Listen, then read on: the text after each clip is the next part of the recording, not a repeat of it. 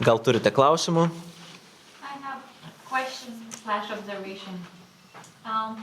I've heard a lot talked in this conference, in separate conversations about burnouts and being tired. Yeah. Šitoje konferencijoje daug girdėjau apie perdegimą ir buvimą pavargusiu. I am very passionate about Sabbath, keeping Sabbath. Ir aš labai aistringa dėl šabo poilsio. So it seems to me interesting that we as Christians somehow think that out of all the 10 God's commandments, that one is somehow either optional or we can keep half of it and still be okay. Ir mes kaip krikščionys iš 10 Dievo įsakymų galvojame, kad jisai toksai yra kaip antrinis arba galime tik pusę jo laikytis, toks nesvarbus. Yeah, so what do you think, like, how important keeping Sabbath is in pastor's ministry? Ir kaip manote, kaip svarbu yra laikyti šabo, kai esate pastorius? What effect that would have on pastor's ministry, family life and personal life and long term? Ir kokią įtaką tai daro pastoriaus gyvenimui, jo šeimai, jo asmeniniam gyvenimui?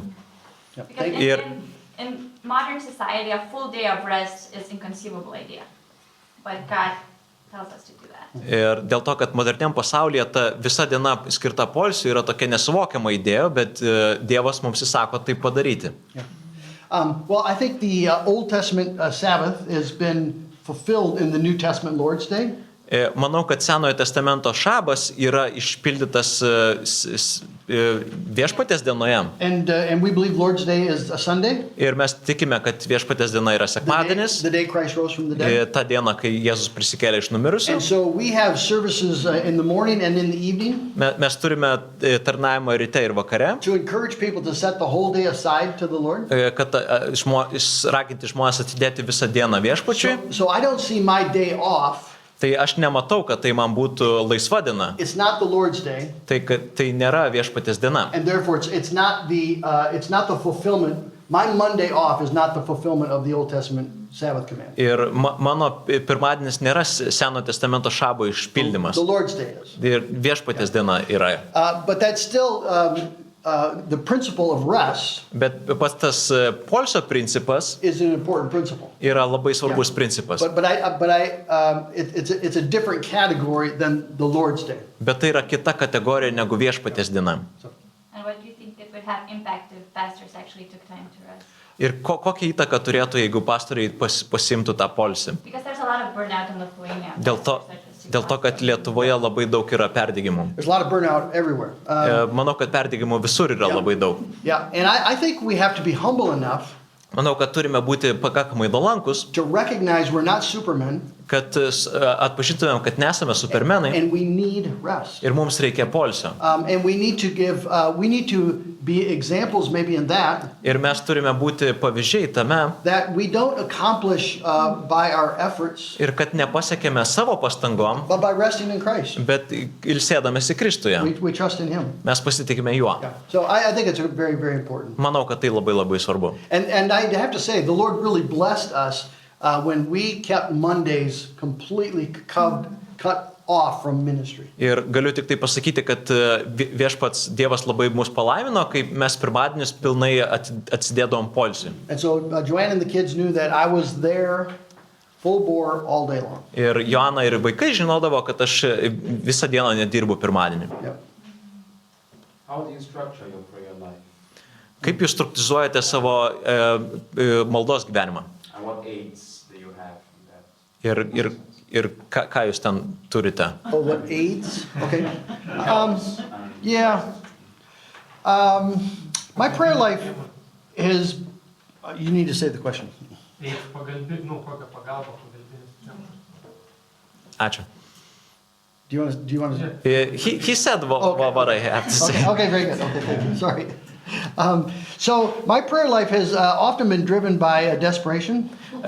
Mano dažnas maldos gyvenimas yra vedamas į desperacijos. Yeah. Which isn't the best way. Ir tai nėra pats geriausias būdas. But it has been effective. Bet jis buvo gana efektyvus. As I mature, Ir kai aš bręstu, I'm increasingly of the conviction aš esu įtikintas, that prayer is not to be a supplemental, but fundamental. kad malda nėra kažkas tokio papildomo, bet kaip pagrindinis dalykas. It's the difference between taking vitamins Ir tas pats kaip pavyzdys, kaip būtų imti vitaminus, which are supplemental to good health, kurie yra kaip papildomas gerai sveikatai, and breathing, ir paimti kvėpavimą, which is fundamental to good health. kuris yra tiesiog būtinas gerai sveikatai. So I want to live and do ministry by prayer. Ir aš noriu gyventi ir tarnauti malda. So I pray when I do devotions, Ir aš meldžiuosi, kai skaitau rytinius skaitinius, but I'm increasingly learning to pray all the time. bet aš noriu, kad melšiuosi visą laiką. Just to pray with people, Melstis su žmonėm, to pray before I undertake some project. melstis prieš tam tikrą priimant projektą. I want to do ministry by prayer. Aš noriu tarnauti maldoje. Yeah. But I have to confess, Bet aš turiu prisipažinti, for too long, per daug ilgai I viewed prayer as supplemental. aš žiūrėjau į maldą kaip kažką papildomą.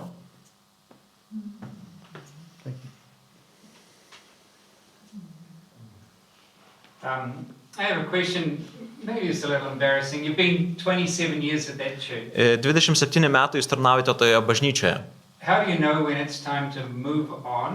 Kada jūs žinote, kada yra laikas kažkur judėti į priekį? In some cases, your congregation might give you a photo. Galbūt jūsų bendruomenė jums jau duoda nuotrauką. So, yeah, what do you do? When do you know? Yeah. Kada tu žinai? That,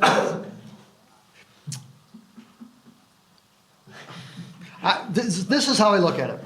Aš maždaug taip žiūriu. I believe God has called me there. Aš manau, kad Dievas mane ten pakvietė. And when he is ready to have me leave, Ir kai jis bus pasiruošęs, kad aš išeičiau, he'll open that door. jisai atvers tam duris. There have been numerous times Ir daugybę kartų, where I've desired to leave, kur aš jau norėjau išeiti, but my desire and the opportunity never lined up. bet mano noras ir ta galimybė niekada nesusilygiuodavo. There have been a few times Buvo keli kartai, where the door was open, kur duris buvo atidarytos, but for some reason, because of what was going on in the church, bet dėl tam tikrų priežasčių, kas vyko tuo metu bažnyčioje, it was just evident it was not. I could not go. buvo akivaizdu, kad aš negaliu išvykti. But that's also where I lean on my elders, Bet aš taip pat pasitikiu savo vyresniaisiais. and I ask them. Ir aš jų klausiu, And if you ever sense that it would be better for me to step aside, ar būtų man geriau pasitraukti. you need to let us know. Ir kad jūs turite man leisti žinoti. Yeah. He's just trying to ask indirectly, when do you know when you're ready to come to live with? Oh, is that what it is? Jis nori paklausti, I'm sorry, I misunderstood the question. jis nori paklausti, kada jūs pasiruošęs būtumėte atvykti į Lietuvą. Atsiprašau, ne taip supratau klausimą.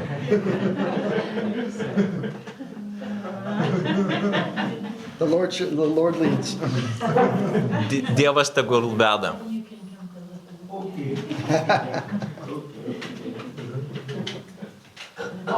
I have one question here, and then I'll have you answer. Okay, sir.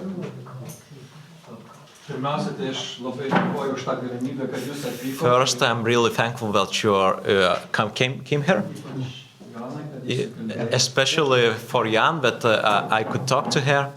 Ir aišku, pirmiausia, dėkoju irgi Frankui ir Emily, kurie irgi suorganizavo šitą. Ir tai yra didelės mums, aš manau, ne tik man, bet mums visiems, kurie esam tarnyboje perdegusiems daug kartų. I am grateful to Frank and Emily that, we are in the ministry and we are usually burned out. Ir gauti tokį pastiprinimą. And to have this kind of encouragement, and I'm really thankful. Thank you, Rinus. Ačiū. Thank you. Okay. Yeah, could you talk about, interested in the topic of pastoral relationship with parishioners? Jūs kalbėjote apie labai įdomią temą, kaip santykis jūsų kaip pastoriaus su avimis, su jūsų ganomaisiais bažnyčios nariais. At the level of, say, friendships. Aš kalbu apie draugystės. Because in some contexts, this is a very controversial thing. Nes kartais tai labai kontroversiška tema. Yeah, so what level of, is it advisable that the pastor be friends with his parishioners in a non-pastoral manner? Ar yra kaip rekomendacija, kad tapti draugai su savo bendruomenės nariais? And where do you draw the line? Ir kur brėžti liniją? There's a tension there. Čia yra įtampa. I think it's very important to have friends. Labai svarbu turėti draugų. And so we've had people all through the years Mes per visus metus turėjome draugų, that we žmonių, hang out with. su kuriais praeisdom laiką. When the kids were young, they would play with the other kids. Kai vaikai buvo jauni, jie su kitais vaikais žaisdavo. And that community is very important Ir kad bendruomenė yra labai svarbu. for the pastor and his family. Pastoriui ir jo šeimai. But there's always a tension Bet visą laiką yra įtampa. because particularly in a larger church, Dėl to, kad didesniai bažnyčiai people don't want to think that you're just paying attention to these people. Žmonės nenori galvoti, kad vien tik jiems kažkokį dėmesį skiriam. So we work hard to have hospitality as much as we can for as many people as we can. Ir mes stengiamės, kad turėtumėm tą svetingumą kuo daugiau didesniam kiekiui žmonių. But there are also times we just need to call a good friend and go out to supper. Bet taip pat mes irgi žmonės ir kartais tiesiog norim kažkam paskambinti ir eiti pavakarieniauti. And people in the congregation know who those people are, Ir bendruomenė žino, kas tie žmonės yra. but nobody complains, Bet niekas nesiskundžia. at least not to us. Bent jau mums. So would you say is it more advisable to have friendships outside of your church if you could manage that? Ar jūs pasakytumėte, kad geriau turėti draugystės ne iš savo bendruomenės, kažkur už jos ribų? Yeah, it's both and. Manau, kad ir taip gali būti. So if there's some pastoral concern that I really need to talk to someone about, Jeigu yra kažkoks pastoracinis dalykas apie kažką, su kažkuo reikia pasikalbėti, I talk to my fellow pastors, aš kalbu su savo draugais pastoriais, friends outside the church. kurie yra ne mano bažnyčioje. But just for fellowship and community, I'm friends with men in the church. Bet taip pat ir draugų turiu bažnyčioje. You've also mentioned the last seminar that pastors are also sheep. Ir taip pat minėjote, kad pastoriai taip pat yra avis. How do you get shepherd for these sheep? Ir kaip gauti ganytoją šitoms avims. Yeah. So in our presbytery, Mūsų presbiterijoje, that is intended to function a bit like that. kad jinai funkcionuotų, yra taip. So there are men in our presbytery Presbiterijoje yra vyrai, who they're called church visitors, kurie yra vadinami bažnyčios lankytojai. and they will visit the church to see how we're doing. Ir jie aplankys bažnyčią, kad pažiūrėtų, kaip sekasi. And in our denomination, Ir mūsų there's denominacijoje. one man hired full time Ir vienas žmogus yra įdarbintas pilnu laiku, just to be a resource for pastors. kad būtų kaip resursas pastoriams. So if I'm struggling with something, Ir jeigu aš turiu kažkokių sunkumų, I can call him up and he'll come and aš galiu paskambinti, jisai atvažiuos ir padės. yeah. But that's a very important. We just started that, Bet mes tik tai pradėjom ir tai labai svarbu. and for many years, pastors just struggle. Ir on their own. daugybę metų tiesiog pastorai buvo vieni. Yeah. So we want to pastor pastors. In other contexts, there's a bishop who does that in a hierarchical system. Kitoj hierarchinėje sistemoje yra vyskupas, kuris rūpinasi pastoriais. And I met a bishop in England, Aš sutikau vyskupą Anglijoje, Wallace Ben, Volis Ben, and a marvelous, godly, older man shepherding pastors. labai nuostabus vyresnysis, kuris gano ganytojus. And I wished I'd had that earlier on. Ir tikrai norėčiau, kad anksčiau tai būtų buvę. It's very important. Labai svarbu. So you're arguing for a hierarchical church? No, I'm not. Just a bishop. Ne, tik tai vyskupas. Sorry, one more question. Dar vienas klausimas. America is, well, how to say? I can say many things. Which side of them? So you have many. So you have many things like social, like racial questions. Amerikoje jūs turite socialinių, racinių klausimų, This sexual seksualinę laisvę, Liberation, whatever. And išsilaisvinimą. so how in your church are you managing these tensions, Yeah. with like homosexuality? Kaip ten sprendžiate homoseksualumo klausimus visokius? So I really try to make sure the congregation is aware of these things. Aš noriu, kad bendruomenė būtų žinoto apie tos dalykus. In my high school theology class, Mano mokyklos teologijos klasėje we've spent weeks studying the biblical view of sexuality mes apie seksualumą iš Biblijos studijuojame and then talking about homosexuality and